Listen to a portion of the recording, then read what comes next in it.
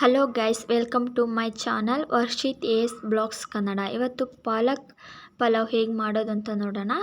ಬೇಕಾಗಿರುವ ಪದಾರ್ಥಗಳು: ಈರುಳ್ಳಿ, 2 ಮೆಣಸಿನ್ಕಾಯಿ, ತರಕಾರಿ, ಬೆಳ್ಳುಳ್ಳಿ ಮತ್ತು ಶುಂಠಿ, ಗೋಡಂಬಿ, ಸಾಂಬಾರ್ ಸೊಪ್ಪು, ಕರಿಬೇವಿನ ಸೊಪ್ಪು, ಪಾಲಕ್ ಸೊಪ್ಪು, ಹಾಗೆ ಸಾಸಿವೆ, ಜೀರಿಗೆ, ಚಕ್ಕೆ, ಲವಂಗ, 1 ಬೌಲ್ ಅಕ್ಕಿ.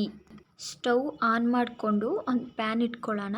ಅದಕ್ಕೆ ಸ್ವಲ್ಪ ಎಣ್ಣೆ ಹಾಕ್ಕೊಂಡು ತೊಳೆದಿರೋ ಅಂಥ ಪಾಲಕ್ ಸೊಪ್ಪನ್ನ ಹಾಕ್ಕೊಂಡು ಚೆನ್ನಾಗಿ ಫ್ರೈ ಮಾಡ್ಕೊಬೇಕು. ಅದು ಸ್ವಲ್ಪ ಸಾಫ್ಟಾಗಿ ಬೇಯಬೇಕು. ಚೆನ್ನಾಗಿ ಬೇಯೋವರೆಗೂ ಫ್ರೈ ಮಾಡ್ಕೊಳ್ಳಿ. ಫ್ರೈ ಮಾಡ್ಕೊಂಡಾದಮೇಲೆ ಒಂದು ಜಾರಿಗೆ ಫ್ರೈ ಮಾಡಿರೋಂಥ ಪಾಲಕ್ ಸೊಪ್ಪು ಹಾಕ್ಕೊಂಡು ಬೆಳ್ಳುಳ್ಳಿ, ಶುಂಠಿ, ಕೊತ್ತಂಬರಿ ಸೊಪ್ಪು, 1-2 ಮೆಣಸಿನ್ಕಾಯಿ ಹಾಕ್ಕೊಂಡು ಸಣ್ಣಕ್ಕೆ ರುಬ್ಕೊಳ್ಳಿ. ಗ್ಯಾಸ್ ಮೇಲೆ ಕುಕ್ಕರ್ ಇಟ್ಕೊಂಡು 2 ಸ್ಪೂನಷ್ಟು ಎಣ್ಣೆ, ಅದಕ್ಕೆ ಸಾಸಿವೆ, ಜೀರಿಗೆ, 1 ಚಕ್ಕೆ, ಲವಂಗ ಹಾಕ್ಕೊಳ್ಳಿ. ಅದಾದಮೇಲೆ ಈರುಳ್ಳಿ ಹಾಕ್ಕೊಂಡು ಮಿಕ್ಸ್ ಮಾಡಿಕೊಂಡು ಆಮೇಲೆ ಕರಿಬೇವಿನ ಸೊಪ್ಪು ಹಾಕ್ಕೊಳ್ಳಿ. ಕರಿಬೇವು ಸೊಪ್ಪು ಹಾಕ್ಕೊಂಡು ಫ್ರೈ ಆದಮೇಲೆ ಚೆನ್ನಾಗಿ ಸ್ವಲ್ಪ ಫ್ರೈ ಮಾಡ್ಕೋಬೇಕು. ಆಮೇಲೆ ಗೋಡಂಬಿ ಹಾಕ್ಕೊಳ್ಳಿ, ತರಕಾರಿ ಹಾಕ್ಕೊಳ್ಳಿ.